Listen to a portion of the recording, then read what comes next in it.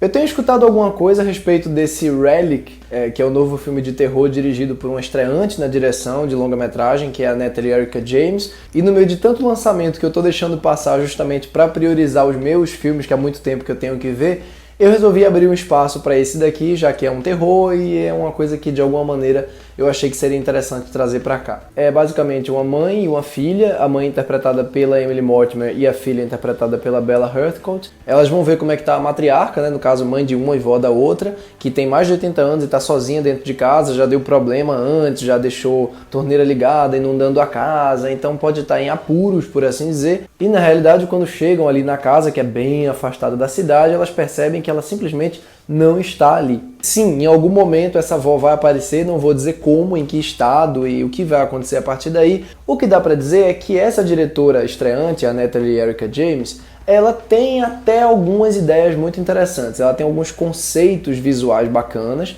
especialmente ali no primeiro ato, na maneira como ela estabelece esse contexto e faz você ficar imaginando o tempo inteiro coisas nos cantos, que é um recurso bem tradicional até, mas a maneira como ela revela certas coisas é muito mais criativa. Tem um momento, por exemplo, em que ela abre num corredor e, ao contrário do que qualquer outra pessoa faria, era mais comum ou não mostrar nada ou mostrar algo passando. E tentando não entregar demais, o que ela faz aqui é mostrar a coisa sem que você perceba que você já está vendo aquilo. Você só percebe que tem alguma coisa ali no momento que a coisa sai do quadro. Num momento bem clichê, por exemplo, um personagem acorda e fica falando com alguém no escuro, com os cabelos assim, grandes e tal, e você diz, essa pessoa tá de costas olhando para alguma coisa, e de repente tem um pequeno twist ali, esse personagem não tá de costas. Mais pra frente, no filme também, ela vai transformar a casa numa espécie de dispositivo labiríntico, assim, que em conceito é muito bacana, é muito interessante, mas é uma pena que seja um filme tão de meio termos, assim. Algumas pessoas poderiam dizer que isso chama mediocridade, mas eu não queria pegar tão pesado, já que eu vejo tantas boas intenções aqui.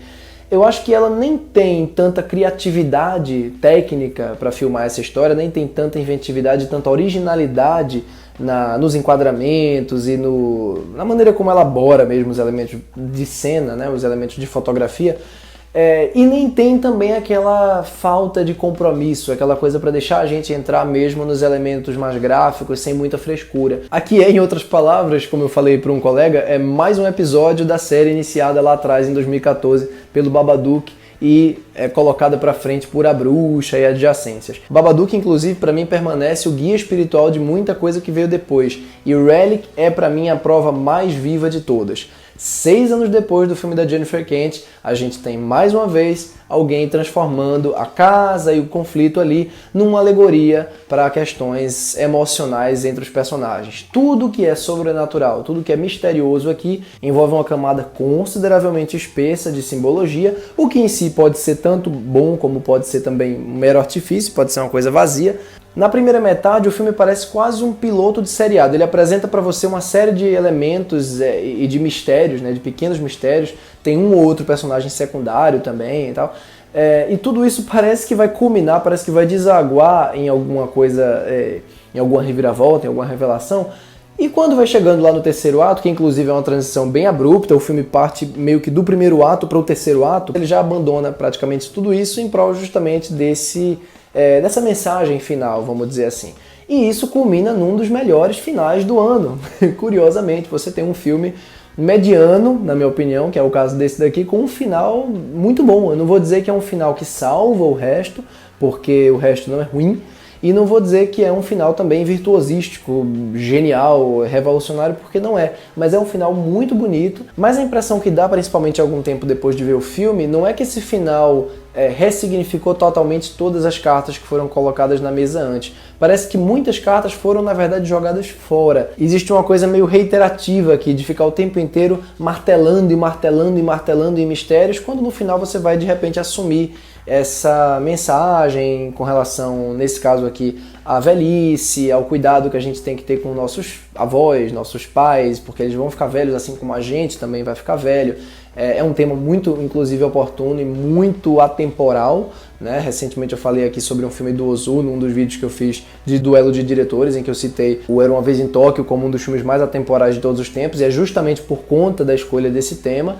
E eu acho muito bom que você use o terror para falar isso. Mas da maneira como termina, parece o final de um curta-metragem, parece o final de um curta de 20 minutos, de 25 minutos, e não de um longa do qual pelo menos 1 hora foi gasta insuflando ali sua cabeça e colocando pistas para um enigma que na verdade não tem muito o que ser resolvido. O brilhantismo do Babadook está justamente nisso, está no fato de que a alegoria, a metáfora, no caso ali a depressão, ela envolve todos os elementos do filme desde o início até o final. Ele não parece uma saída no desfecho, ele não parece um elemento isolado ali, uma espécie de moral. Não, ele está desde o início em todos os elementos da cena. Não existe um momento em que o filme senta na cama com você, literalmente nesse caso aqui, e deságua nessa mensagem. Mais uma vez, eu acho um final muito bonito. Eu acho que é um raríssimo caso de um filme mediano com um final excelente. O filme tem uma direção de atores boa, as três estão muito bem, as três estão muito adequadas, inclusive, nos papéis. Às vezes parece que o protagonismo vai ser mais da mãe, às vezes parece que o protagonismo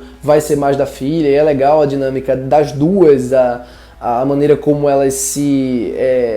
como o comportamento parece um pouco hostil a princípio e a situação força elas a se unirem de alguma maneira. Isso inclusive tem tudo a ver com o elemento metafórico e temático aqui. E é sempre bacana, claro, você ter uma diretora mulher que, muito mais do que qualquer diretor homem, entende o universo feminino e as dores que essas três estão passando, cada uma em sua situação. Mas assim, durante pelo menos 1 hora, o Relic é uma promessa. Ele fica o tempo inteiro parecendo que vai ficar bom, parecendo que vai ficar bom, parecendo que vai ficar bom. Quando ele transforma a casa, como eu falei, num dispositivo labiríntico, ele fica mais tenso, fica mais interessante, mas a forma como ela filma deixa tudo muito mais limitador. É como se a gente não tivesse desorientado com a protagonista. A gente não tá nem vendo o que ela tá vendo direito, de tanto quadro fechado que ela usa. Então até quando a personagem tá perdida num labirinto, você não consegue sentir o fato dela estar perdida, você só fica perdido nas imagens mesmo, assim, não fica perdido no cenário junto com ela. Até quando ele ameaça ficar muito bom, ele dá pra trás, dá pra trás, dá pra trás. Tirando os últimos 10 minutos. É ali que o filme ganha uma beleza meio mórbida e meio macabra, como é de se esperar de um filme de terror. Eu acho que é um final que não merecia as repetições até bem genéricas em alguns casos, da 1 hora anterior, né? Da 1 hora que o antecede. Mas, como sempre, eu recomendo que você mesmo assista para tirar as suas conclusões e ver se você concorda comigo ou não. É isso, eu espero que você tenha curtido o vídeo, e se você de fato curtiu, eu vou pedir para você deixar o seu like aqui embaixo, né? Porque isso ajuda muito o canal a crescer. Não se esqueça também de se inscrever no canal e ativar o sininho das notificações que tem ali do lado, porque só assim você vai ser notificado toda vez que eu postar vídeos novos aqui. Comente aí embaixo o que você achou do Relic, se você curtiu, se não curtiu.